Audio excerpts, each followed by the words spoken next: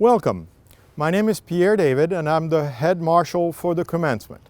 Congratulations on completing your degree. Today what we are going to do is go over the steps of the ceremony so it is easier for you to handle Commencement Day. Peyton here is a student graduating and he is going to help us. Say hi. Hello everyone. So on Saturday there will be 3 ceremonies. One at 9 o'clock for those students who graduated in 2020, whether in the spring or in the fall of 2020. And then at 12:30 we will celebrate the graduation of people who have graduated with a degree in business, in education, or in health sciences. Finally, at 4 o'clock, there will be a graduation ceremony for those of you who are graduating from the College of Arts and Sciences or the Conservatory. Make sure that you attend the ceremony that is your ceremony. For each of the ceremony, we would like you to arrive 45 minutes early. So if you are scheduled for 9 o'clock, you should be there by 8:15. If you are scheduled for 12:30, you should be there by 11:45. And if you are scheduled to be there at 4 o'clock, you should be there by 3:15. Make sure that you leave all your possessions at home or in your car. If you can, no phone, because it is far better to not have anything with you during the ceremony because it is not going to be easy to place them anywhere while we are on the field in the middle of the stadium. Now remember, you will be outdoors. That means that if there is a light rain, we are still going to proceed. You will be given an umbrella. Nevertheless, it's only if we have lightning and we have issues with the weather that we will cancel the ceremony on Saturday and have it on Sunday.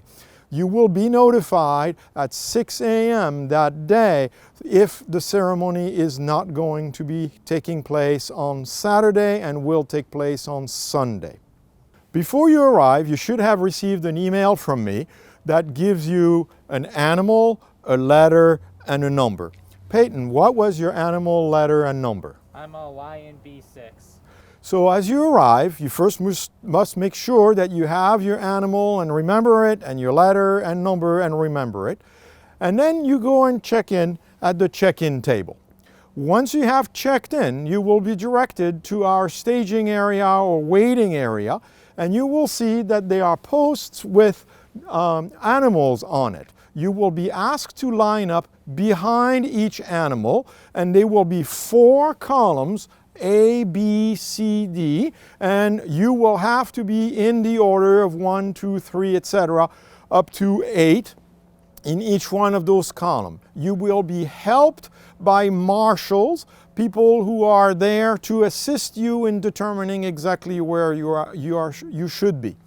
Each of the marshals will also give you a card with your name so that you can hand this card to the marshal at the bottom of the ramp as you are graduating. Make sure that you keep that card with you at all times. So after we have lined up, you will be asked to proceed onto the field and take your seat.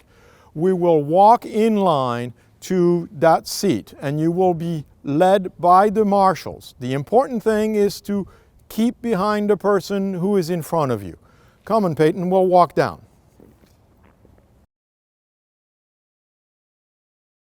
You can see that the stadium AstroTurf is covered with flooring, so it's easy for you to walk on it. The stage will be down at the south end, facing the graduate, who will be seating facing the stage and the scoreboard. Follow the marshals to the row that they indicate you that you should sit in. Remain standing until all graduates have entered the stadium and the provost on the stage tells you to be seated. Just before you're asked to sit down though, we will ask you that you move toward the center of the field so that if there are any empty seats in the rows, they are on the outside. So when you are seated, you will notice that you are facing the stage, which is on the south end of the stadium. When it is time for you to graduate, one of the marshals will come to you and ask you to stand up. Make sure you do not stand up until you are told by a marshal. One of the marshals will then lead you around the seats to the stage. The marshals will lead you to the bottom of the ramp. At the bottom of the ramp, you will meet Dr. Ensaya, to whom you are going to give your card. He will take this card and send the information to the provost for your name to be read. Once you have given your card to Dr. Ensaya and he has checked your name, then you please proceed onto the stage. As you walk up the ramp, you please stop at the top of the ramp until Provost Stahl reads your name. Then you proceed and receive your diploma from President Helmer. We will not shake hands this year. And then you proceed down the ramp into the center aisle. After you walk down the center aisle, you will be directed to your left if you are seated on the left of the stage, or to your right if you are seated on the right side of the stage, and you will be directed to have a professional photograph of your graduation taken. We hope that this is a great ceremony. We appreciate your participating, and we will see you on May 8th.